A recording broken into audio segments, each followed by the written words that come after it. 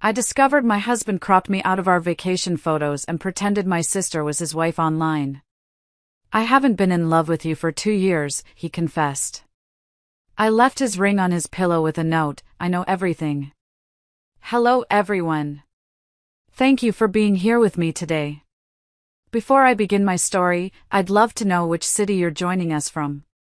Please feel free to share in the comments. Now, let me take you into this story. My name is Audrey, and for 10 years, I thought I had the perfect marriage. I really did. My husband, Walter, and we were that couple. The one our friends looked at and said, "You guys are the real deal." And I believed it. I lived it. We had this beautiful little 2-story house in a quiet neighborhood, the kind with big, mature oak trees lining the streets that created a leafy canopy in the summer. We weren't wealthy by any means. Walter worked in logistics, a steady job with a decent salary that he'd held for 15 years, and I was a part-time librarian at the local branch, but we were comfortable. We had built a life together, piece by piece, from the mismatched furniture we bought at thrift stores in our first apartment to the garden I'd painstakingly cultivated in our backyard. I was so proud of it all. Our days had a rhythm, a comfortable, predictable dance that I cherished. I'd always wake up first, usually around 6, when the morning light was still soft and gray. I loved the quiet of the house at that hour. I'd slip out of bed, careful not to wake Walter, and go downstairs to start the coffee. The smell of it brewing, rich and dark, was the real start to my day. Walter would come down a few minutes later, still half asleep in his old t-shirt and pajama pants, and wrap his arms around me from behind while I stood at the counter waiting for the machine to finish. He'd rest his chin on my shoulder and kiss the top of my head, his voice a low rumble. Morning, hon, every single morning, without fail. It was our thing. It was the anchor to my day, a small, perfect moment of connection that made everything feel right. We had our routines, the small traditions that weave a marriage together. Friday night was pizza and a movie on the couch, curled up under the same old quilt my grandmother had made for our wedding. I'd always pick a pepperoni, and he'd get something with way too many vegetables on it. We'd argue playfully about which movie to watch until we settled on an old thriller we'd both seen a dozen times. Sundays were for lazy breakfasts, usually pancakes that I'd make from scratch, and tackling the Sunday crossword puzzle together at the kitchen table. He was always better at the sports and history clues, and I handled all the literature and art ones. We were a team.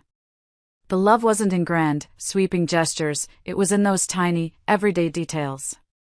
It was in the way he'd always save me the last piece of chocolate from a candy bar, or how I'd warm up his side of the bed with a heating pad before he came upstairs on cold winter nights. It was in the way he learned how to fix the leaky faucet just by watching videos online because he knew calling a plumber stressed me out. Those were the bricks that built our home, the foundation of a trust one thought was unshakable. Just a few months ago, we celebrated our 10th anniversary. Walter completely surprised me. I came home from my afternoon shift at the library, tired and ready to just order takeout, and he had 2 suitcases packed and waiting by the front door. "We're going to Paris for the weekend," he'd said, a huge, boyish grin on his face. I just stood there, my library tote bag slipping from my shoulder. Paris! We'd talked about it for years, a pipe dream for someday, but I never thought it would actually happen. He'd been saving up for over a year, putting a little aside from every paycheck, a secret he'd kept just for me. The trip was a dream. It felt like a second honeymoon. We walked for miles along the Seine, our hands intertwined. We ate way too many pastries from little bakeries, laughing as powdered sugar dusted our coats. On our last night, he took me to a tiny, romantic restaurant with a perfect view of the Eiffel Tower sparkling against the night sky. After dinner, he pulled out a small, velvet box. Inside was a new wedding band. It was simple, a delicate band of white gold, and inside he'd had it engraved, 10 more, and then some. I remember holding it in my hand, the metal cool against my skin, and just crying. Happy tears, the kind that make your chest ache with fullness. I felt like the luckiest woman in the world. I had this man who knew me, who loved me, who still went out of his way to make me feel cherished and surprised after a whole decade together. I looked across that little table at his smiling face, the candlelight flickering in his eyes, and I thought, this is it. This is real. This is forever. I had no idea that my forever was already a lie. I had no idea that the man sitting across from me, the man whose hand I was holding, was living a whole other life.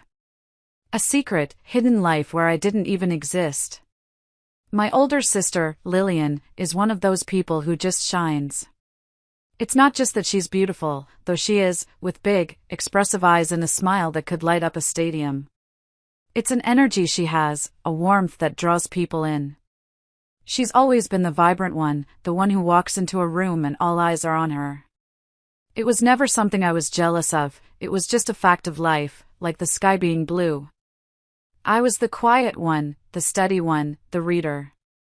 She was the star. We were incredibly close, the best of friends. We talked on the phone almost every day, sharing everything from the mundane details of our lives to our deepest secrets. Lillian had been through a really rough few years, a darkness she fought hard to climb out of after a traumatic event in her past. Seeing her struggle was one of the hardest things our family had ever endured. So, recently, when she started to come back to herself, it was like the sun finally breaking through a long, dark storm for all of us. She started laughing again, her real, booming laugh that you could hear from rooms away. She started painting again, setting up her easel by the window and filling canvases with color. And she started eating again, really enjoying her food with an appetite she hadn't had in years. She put on a little weight, maybe 25 pounds. To me, to our mom, every single one of those pounds was a victory flag. Her cheeks filled out, she had this healthy, rosy glow, and she had energy again. She was happy. She was healthy. We were all absolutely thrilled for her. All of us, except for one person. My husband, Walter. It started subtly, just a few weeks after our trip to Paris. We'd have Sunday dinner at my mom's, a weekly tradition.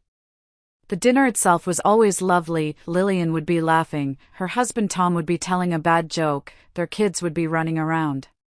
It felt normal and happy. But on the drive home, the atmosphere in the car would shift. The easy chatter would die, and this weird, heavy silence would fill the space. Then Walter would sigh, this heavy, deeply disappointed sound. "It's a real shame," he said one evening, his eyes fixed on the road ahead.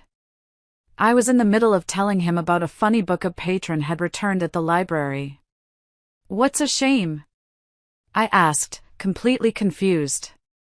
"Lillian," he said, shaking his head slowly, a grim set to his mouth. "She was perfect before.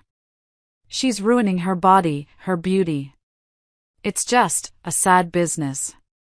I felt a cold knot form in my stomach. The words were so jarring, so out of place. "Walter, what are you talking about?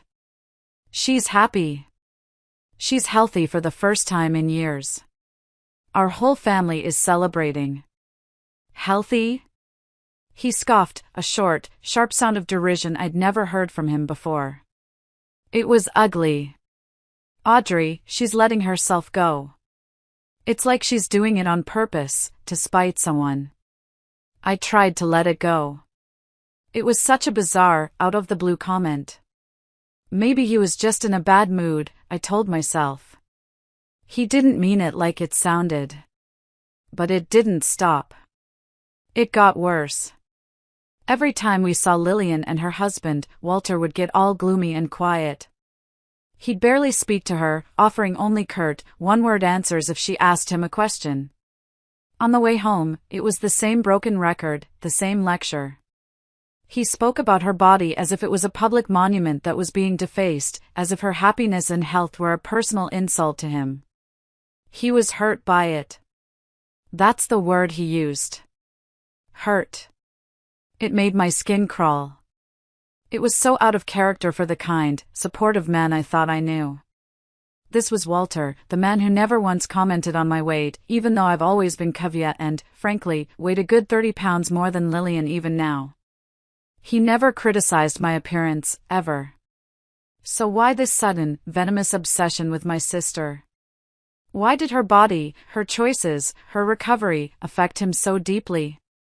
It was a question that started to echo in the quiet spaces of our home, a dissonance in the comfortable rhythm of our lives.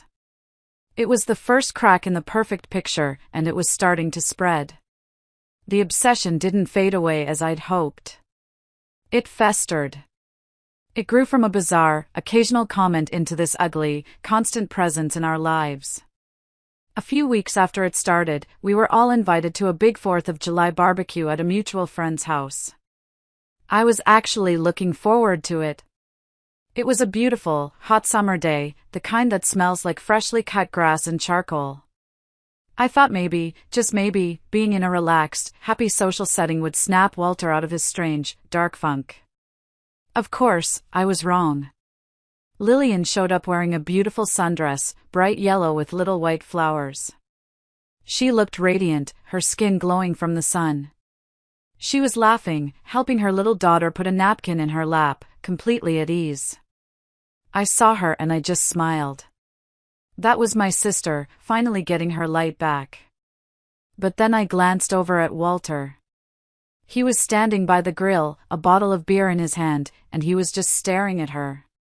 There was no warmth in his eyes, no brotherly affection. It was this cold, critical gaze, like he was an art critic assessing a painting that had a flaw. A hot flush of anger and embarrassment crawled up my neck. I wanted to go over there and stand in his line of sight, to physically block his view of her. Later that afternoon, I saw him talking to his best friend, Russell. I was getting a soda from the cooler a little ways away, but I could see them clearly. I couldn't hear exactly what they were saying, but Walter was gesturing subtly with his beer bottle in Lillian's direction, shaking his head with that same profoundly disappointed look on his face. Russell was laughing, slapping him on the back. I felt my hands clench around my can of soda. He was talking about her. He was spreading this weird, personal grievance to other people, turning my sister's recovery into a topic for gossip. The car ride home was unbearable. The silence was so heavy I felt like I couldn't breathe. The windows were down, but the air felt thick and suffocating. I waited for him to start, my entire body tense, and sure enough, he did. "Did you see that dress she was wearing?" he said, his voice dripping with a disapproval so intense it was almost comical. It was not flattering at all. Those thin straps, she really needs someone to tell her. That was it. The dam of my patience, which had been cracking for weeks, finally broke. I snapped. "Tell her what, Walter? That she looks happy? That she's finally enjoying life again after years of hell? Why do you care so much? It is none of your business." My voice was sharper and louder than I intended, but I didn't care. "Because I care about her," he shot back, his knuckles white on the steering wheel. He actually looked offended that I would question his motives. "And you should too. You're her sister. She trusts you. You should say something before it gets worse." "Say something?" I was incredulous, my voice rising with every word. What on earth would I possibly say to her? "Hey, Lillian, I know you're finally feeling better, but my husband, Walter, thinks you'd be prettier if you went back to starving yourself? Are you insane?"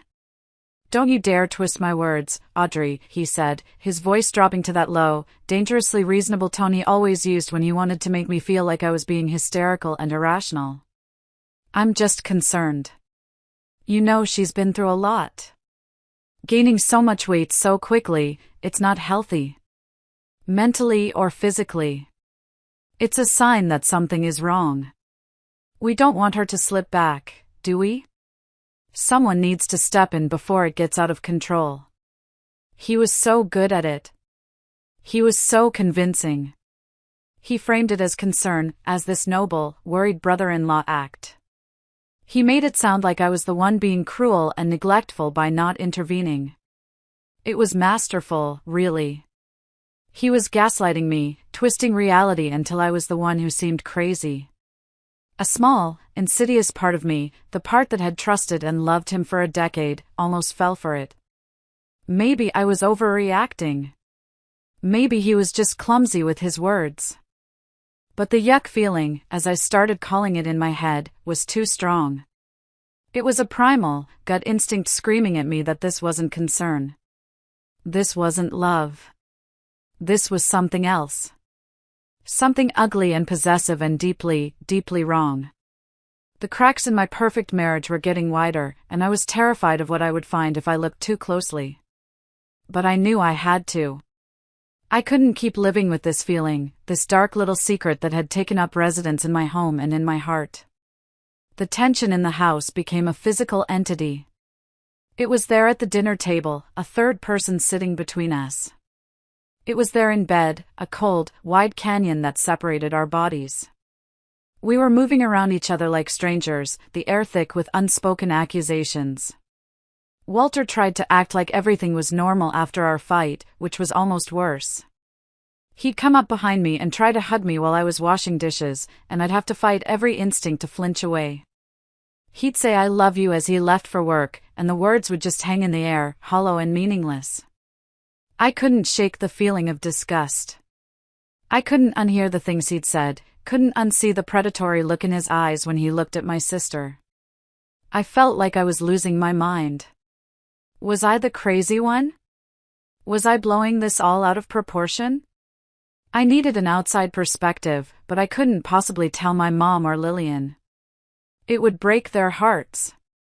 So, I did something I'd never done before.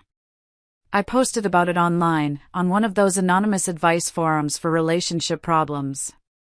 I didn't use our names, of course. I just laid out the basic, clinical facts: my husband's strange and sudden obsession with my sister's recent weight gain, his insistence that it was concern, my crawling out of my skin feeling about it all.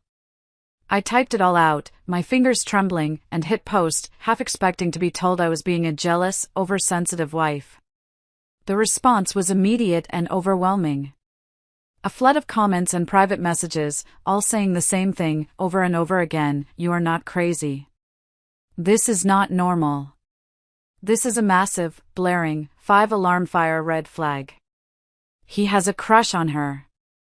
No, it's more than a crush, it's a creepy, unhealthy obsession. This is not about her health, this is about his control. Run." Reading those words from total strangers was a strange and terrifying kind of validation. It was like they were all holding up a mirror to my situation, and for the first time, I was seeing it clearly, without the fog of my 10-year history with Walter. I wasn't overreacting. My gut was right. That night, reading those messages on my phone screen in the dark, I knew I couldn't go on another day without knowing the truth, the whole truth. I waited. It was the longest night of my life. I lay in bed, perfectly still, my breathing even and slow, pretending to be deep asleep. Walter came to bed an hour later. He thought I was sleeping. He leaned over and kissed my forehead, a gesture that now made my skin burn with revulsion, and was snoring softly within minutes. I stayed there for another hour, maybe longer, my heart hammering against my ribs, every nerve ending tingling with a mixture of fear and adrenaline. The house was completely silent except for his rhythmic breathing and the faint hum of the refrigerator downstairs. Finally, I slipped out of bed. The floorboards didn't creak. I moved like a ghost through the darkened hallway towards his sanctuary, the gaming room. It was his man cave, the one room in the house that was entirely his domain. A faint blue glow seeped from under the door. My hand trembled as I reached for the doorknob. This was it. This was the point of no return. I paused, listening one last time. Only the sound of his steady breathing from our bedroom. I turned the knob, inch by inch, and slipped inside, closing the door silently behind me. The room smelled of stale coffee and something vaguely electric, the scent of hot plastic and metal. The computer was a beast of a machine he'd built himself, an intimidating tower with pulsing blue lights and a huge, curved monitor. I sat down in his worn leather gaming chair. It was still warm from him sitting in it earlier. For a moment, I almost lost my nerve. This felt like such a massive, unforgivable violation of trust. But then I remembered his cold, critical face when he talked about Lillian, and the violation I already felt was so much worse. My marriage was already a crime scene, I was just looking for the evidence. I moved the mouse, and the screen blinked to life, asking for a password. My heart sank into my stomach. It could be anything. But then, a thought surfaced. Walter was a creature of habit. He hadn't changed his bank PIN in 15 years. His life was built on routines. I typed in the password he'd used for everything back when we were dating, the name of his childhood dog, Buddy, and his birth year. Click. The screen unlocked. The desktop appeared. I was in. I took a deep, shaky breath, the cold blue light of the monitor illuminating my face in the darkness. I didn't know what I was looking for, but I knew, with a chilling certainty, that I wouldn't stop until I found it.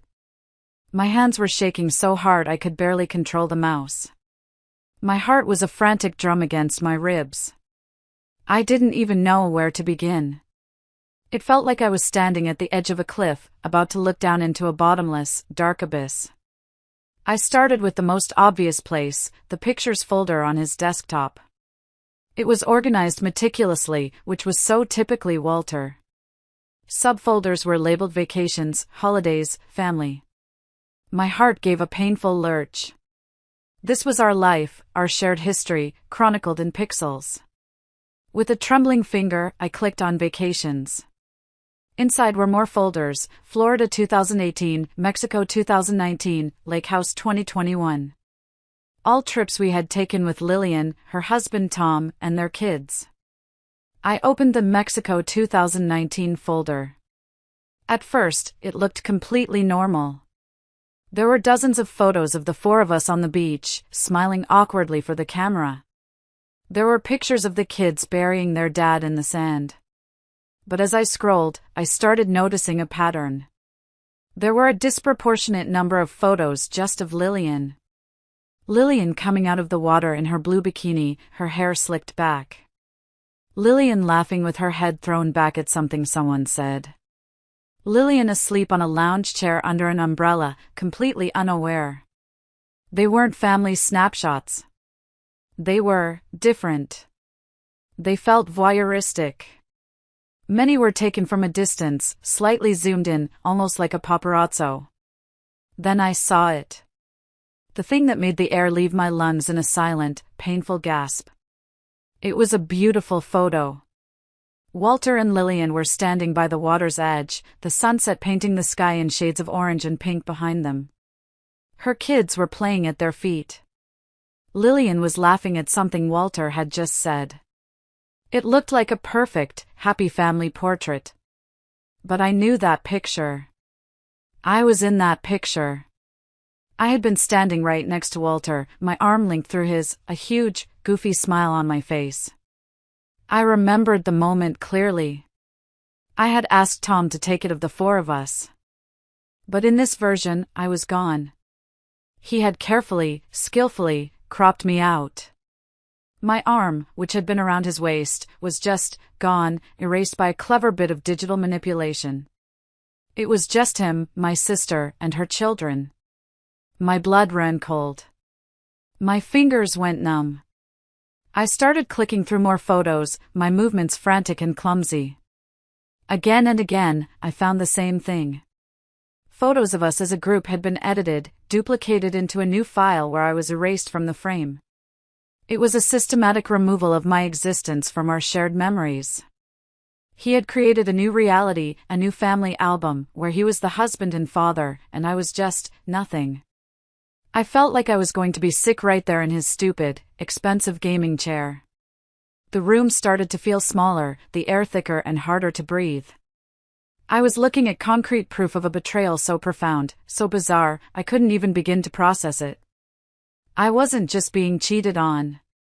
I was being replaced, erased, photoshopped out of my own life by the man who had promised me 10 more, and then some. The shock was a physical thing, a wave of icy cold that washed over me, leaving me numb and trembling. But I couldn't stop. It was like picking at a wound, it hurt beyond words, but I had to see how deep it went. I backed out of the picture folders, my mind reeling, and navigated to his chat applications. He was always on a program called Discord to talk to his friends, people I'd only ever heard about but never met. His best friend, Russell, was at the top of his contacts list. With a sense of dread that was almost paralyzing, I clicked on their chat history. My eyes scanned the endless lines of text, and the nausea I felt before came rushing back, 10 times stronger, burning the back of my throat. They talked about games, about work, about sports. And then, they talked about Lillian. Walter had been sending Russell pictures of her. The bikini pictures from our vacations. A picture he'd secretly taken of her at the 4th of July barbecue, when she was bending over to tie her daughter's shoe. And the text that went with them, it made me want to vomit. "Look at this," Walter had written under one photo of her from Mexico. "Even with the extra pounds, she's still a goddess. Better, even. More womanly." "Dude, that's your sister-in-law," Russell had replied. "And? A man can look, can't he?" Walter had shot back. And then, a few messages later, the confession that shattered the last remaining piece of my heart into dust. "Gotta admit, I used this one to get me through some lonely nights." Russell had replied with a string of laughing emojis. "Dude, you're a married man. What would Audrey say?" "Marriage isn't what you think it is," Walter had written back. "Sometimes you need an escape. A fantasy to keep you sane. An escape." My sister was his escape. He was taking these private, stolen images of her and using them for his own sick fantasies, and then sharing it all with his best friend like it was some kind of dirty locker room joke.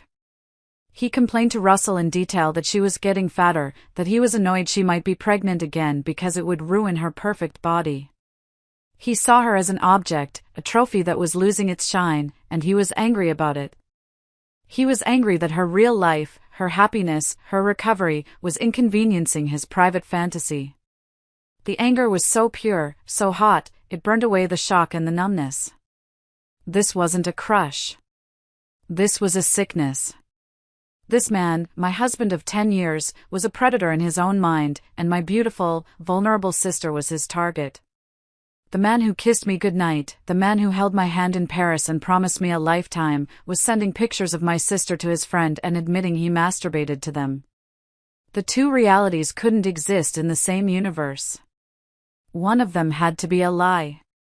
And I was finally, horribly, seeing which one it was. The foundation of my entire adult life, the 10 years of love and trust one had built everything on, had just been reduced to dust and rubble. And the worst, I would soon find out, was yet to come. I truly thought I had seen the worst of it. I thought finding the cropped photos and the disgusting chats with Russell was the absolute bottom of the barrel. I was so naive. The bottom was much, much deeper. My hands were on autopilot now, a strange, detached calm settling over my rage. I was an investigator, a woman on a mission to uncover the full extent of the lie I'd been living. I closed the chat with Russell and looked at the list of servers and group chats on the left side of the screen. He was a member of several large ones, forums connected to the online games he played constantly. These were communities of people who only knew him by his screen name, Warlock_77. They didn't know his real name. They didn't know where he lived. They didn't know me. They were the perfect audience for a carefully constructed fantasy. I clicked on one of the group chats, a server for a game called Age of Conquest. And that's when my world stopped spinning and simply shattered into a million pieces. His profile picture wasn't the one of us from our Paris trip. It wasn't a picture of his dog or some generic gaming logo. It was a picture of him, my sister Lillian, and her 2 children. It was from our family Christmas party last year. I remembered the moment vividly. Lillian's daughter, my niece, had just opened a gift from him, an elaborate dollhouse, and she had thrown her arms around his neck. He was leaning in, smiling, as Lillian looked on with her arm around her son. It was a beautiful, candid shot, full of warmth and holiday cheer. And he was using it as his profile picture for a group of strangers. My breath hitched in my throat. It was like being punched in the chest, all the air forced out of my lungs. I started scrolling through the chat history of the group, my eyes scanning the text so fast it was a blur. It was mostly talk about the game, strategies, and trash talk. But then I saw it. One of the other gamers had commented on his new profile picture. "Hey Warlock, cute family. Didn't know you were a family man." And Walter's reply, typed out for the world to see, "Thanks man. My wife and kids are my world. They're the reason I work so hard. Gotta give them the best." I read it again. And again. And a third time, the words swimming in front of my eyes. My wife and kids. He wasn't just fantasizing in private. He was performing. He was living a completely fabricated life online, a public deception. He had stolen my sister's identity, stolen her children, and created a fake family for himself to show off to a bunch of anonymous gamers. I kept scrolling, a sick, detached feeling washing over me, like I was watching a horror movie about someone else's life. He would brag about them constantly. He'd talk about a big promotion he got at work, linking it to needing a higher salary to support his growing family. He once posted a long message about the pride he felt taking his son to his first Major League Baseball game, an event that had actually happened a month prior with Tom, Lillian's real husband. He even talked about the importance of financial planning, about setting up a good college fund for his kids, using the real names of my niece and nephew. He was a loving, doting, successful family man online, admired by his gaming buddies for having it all. And it was all built on a foundation of lies, using my family, my real, breathing, vulnerable family, as props for his twisted stage play. I felt nothing. It was beyond hurt. It was beyond anger. It was a complete and total emotional system shutdown. The person I was looking at on the screen was a stranger. A monster wearing my husband's face.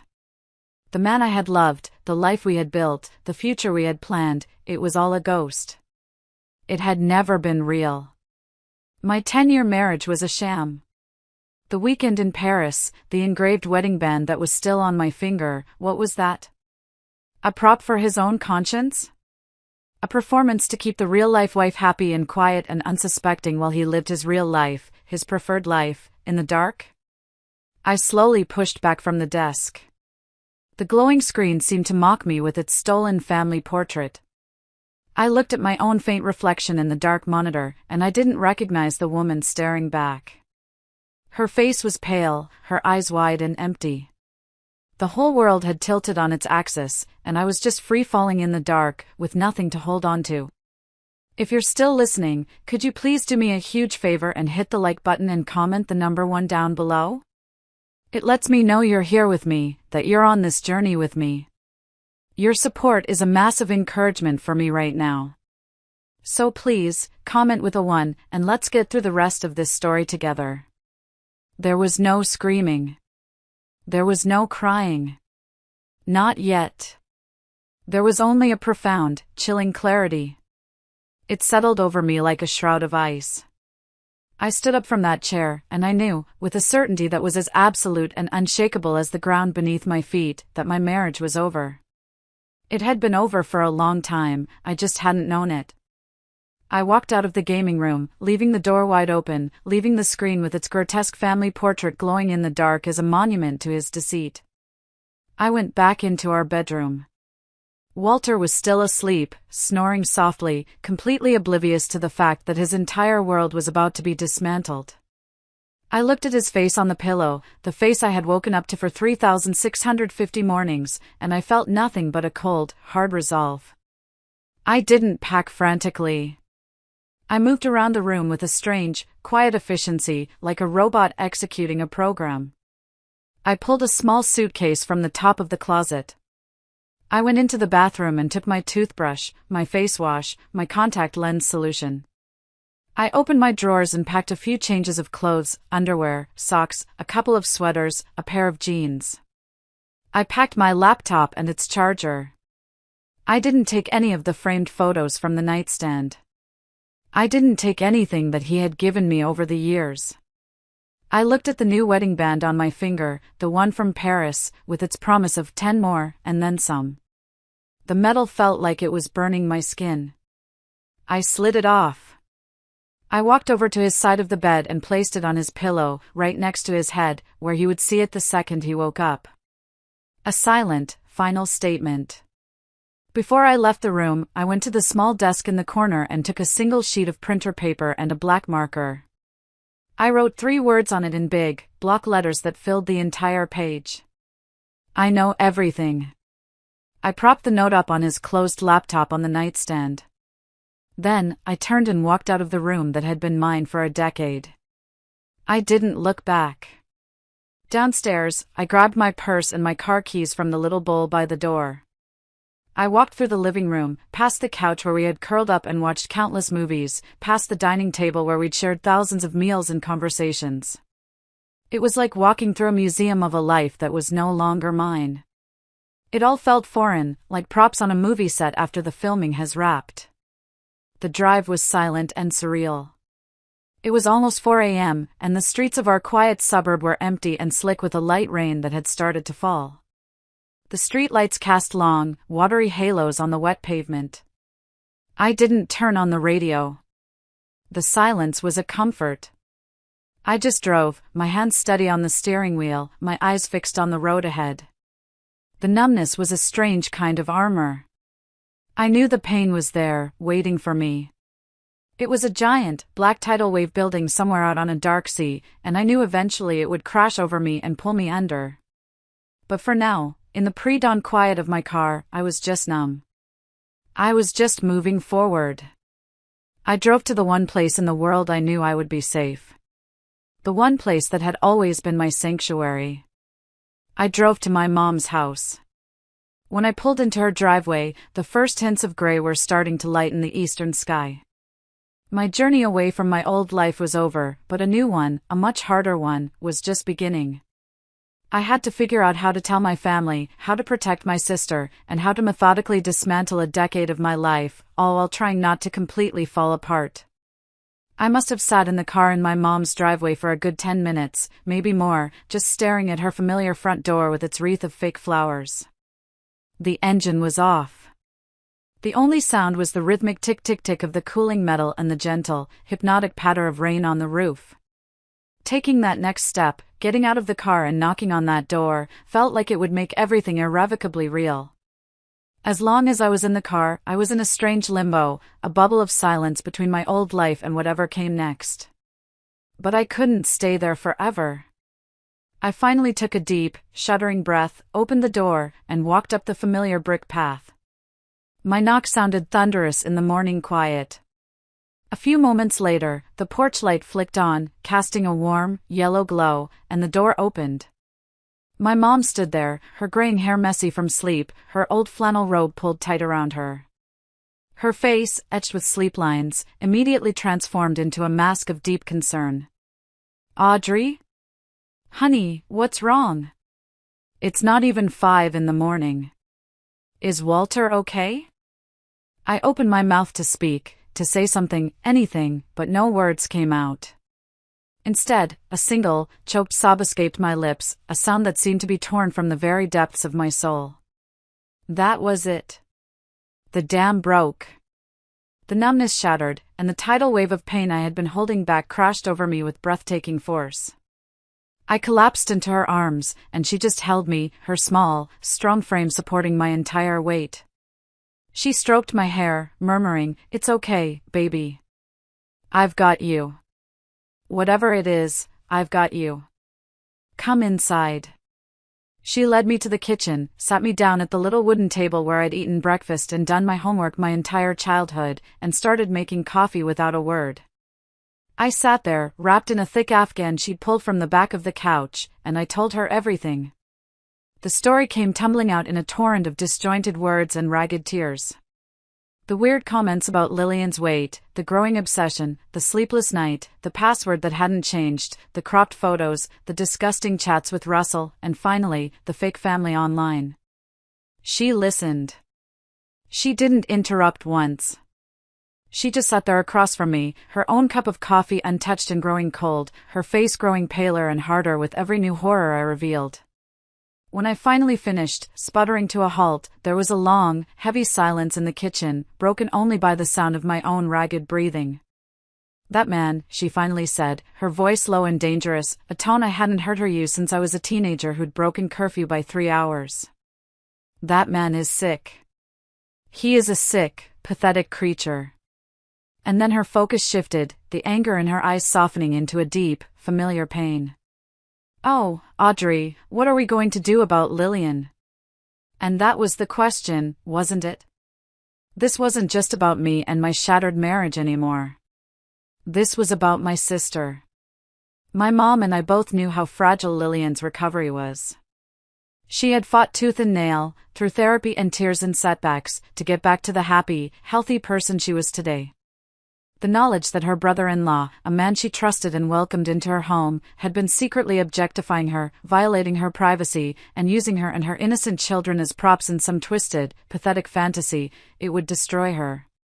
It would be a betrayal so deep it could send her spiraling right back into that dark place she had fought so hard to escape.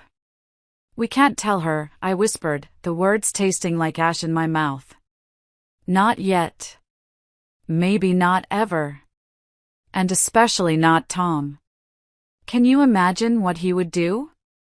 My mom nodded, her eyes filled with a fierce, protective light. "You're right. We have to protect her. This filth belongs to Walter. He doesn't get to poison her with it." We sat there, the sun now fully up and streaming through the kitchen window, and we started to make a plan. It was a strange, surreal conversation. We talked about lawyers, about divorce proceedings.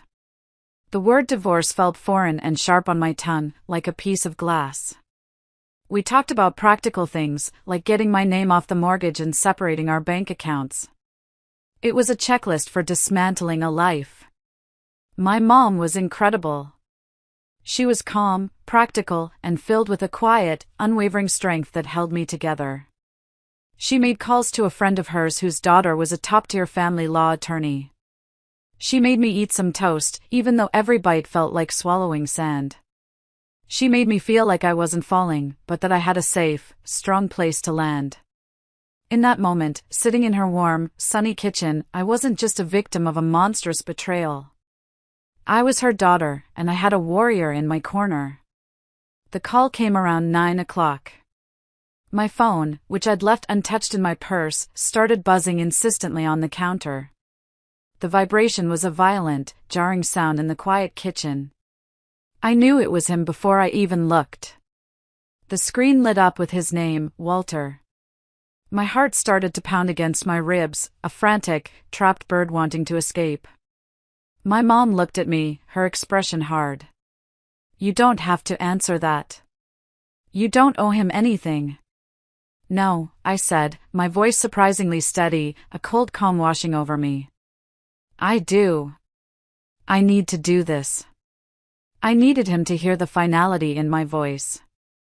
I needed this one, final, clean break, for myself. I picked up the phone, walked into the living room for a semblance of privacy, and answered. "Hello? Audrey." "Oh my God, Audrey, where are you? I woke up and you were gone, your ring, the note, what's going on? Is everything okay?" He sounded frantic, panicked, like a man who had woken up to find his house on fire. Good. I wanted him to feel that panic. I wanted him to feel a fraction of the chaos he had unleashed on my world. I took a slow, deliberate breath. "Cut the act, Walter. You know exactly what's going on." There was a silence on the other end of the line. It was a heavy, damning silence. In that quiet, I could hear his entire charade collapsing. When he spoke again, his voice was different. The panic was gone, replaced by a defeated, hollow tone. "You are on my computer," he said. It wasn't a question, it was a statement of fact. I replied, my voice as cold and flat as a frozen lake. I saw everything. The folders of pictures of my sister. The ones you cropped me out of. The disgusting chats with Russell. The fake family you've been showing off to your gaming friends for years. I saw it all. He let out a long, shuddering breath, a sound of complete and utter defeat. Audrey. I am so sorry. I'm disgusted with myself. I never wanted you to find out. I never meant to hurt you. You never meant to hurt me? I laughed, a harsh, bitter, ugly sound that didn't sound like me at all. You weren't sorry for doing it, Walter, you were just sorry you got caught. There's a big difference. No, that's not true, he pleaded, his voice cracking, pathetic. It's complicated. I haven't been happy, Audrey. Not for a long time. It was just an escape. A stupid, pathetic fantasy to escape from reality. It didn't mean anything. It didn't mean anything? My voice rose, the ice finally breaking, the hot rage underneath surging to the surface. You erased me from our life. You stole my sister and my niece and nephew and pretended they were your family. You took the most precious things in my world and used them as props for your sick little stage play. Don't you dare stand there and tell me it didn't mean anything. I know, he whispered. I know it's unforgivable. But I do love you, Audrey, I do. I guess I haven't been in love with you for about 2 years now. That was the line. The one that felt like a deliberate punch to the gut, even after everything else. It was his final, cowardly attempt to justify the unjustifiable, to place some of the blame on me, on our marriage. Don't, I said, my voice dropping to a low, dangerous whisper, each word a shard of glass. Don't you ever say you love me again. We are done. I am filing for divorce. A lawyer will be in contact with you. Audrey, please, can't we just talk about this? We can go to therapy. No. There is nothing to talk about, I cut him off. And one more thing, I said, my voice hardening into steel. You will never contact me again. And more importantly, you will never, ever, contact my sister or her family again. If I find out you have so much as looked in her direction, I will send every screenshot, every picture, every disgusting word you wrote to her husband, to your boss, and to your mother. I will burn your entire world to the ground. Do you understand me? He was silent for a moment, then just a pathetic, broken yes. Good, I said. And I hung up. The finality of the click ending the call was the most satisfying sound I had ever heard. It was the sound of a door slamming shut on a decade of lies. It was the sound of my freedom. It's been a few weeks now. I'm still at my mom's house, sleeping in my childhood bedroom. The days are a strange, surreal mix of numb bureaucracy and sudden, sharp ambushes of grief. I've met with the divorce lawyer my mom found. Her name is Margaret, she's in her 60s, and she has the kindest eyes but the demeanor of a grizzly bear. I'm profoundly grateful for her. We're in the process of untangling our finances, preparing to sell the house, his house, now, in my mind. The word divorce is no longer a foreign object, it's a process, a series of steps on a checklist that I am methodically working through. I haven't cried much since that first morning. My mom says I'm in survival mode, and she's right. I'm focused on the next logical step, the next form to sign, the next box to pack up from the house during the one supervised visit Margaret arranged. She says the heartbreak will come eventually, that you can't outrun grief, you can only postpone it. I know she's right. There are moments, late at night, when the house is quiet and the only sound is the ticking of the grandfather clock in the hall, and a memory will surface unbidden. A random, happy memory, the time we got caught in a rainstorm and ran laughing all the way home, or the smell of his coffee in the morning, and it's like a physical knife twisting in my gut. The life I thought I had, the man I thought I loved, mourning them feels like mourning a ghost, someone who never really existed at all. Lillian doesn't know anything. She calls every day, worried. When she asks why I left Walter, I just tell her we grew apart, that the love was gone. It feels like a flimsy, inadequate lie, and it tastes like ash in my mouth, but it's a necessary one. It's a shield to protect her. Seeing her happy, hearing her laugh on the other end of the phone, is my only priority right now. Her well-being is more important than my need for the whole, ugly truth to be out there. Some burdens, I'm learning, are meant to be carried alone, or at least shared with only a trusted few. I don't know what the future looks like. Right now, it's just a gray, undefined fog ahead of me. The idea of dating again, of trusting another person, seems impossible. But for the first time in a very long time, it's my future. Mine to build, mine to control, brick by painful brick. The path that led me here was a devastating, unimaginable trial by fire that I wouldn't wish on my worst enemy. But I walked through it, and I'm still standing. And that has to count for something. Thank you so much for listening to my story. It means more than you know to not feel so completely alone in all of this. If you've ever been through something similar, or just have a word of encouragement, I'd love to read it in the comments below. We all need to know we're not alone. Life goes on. And so will I.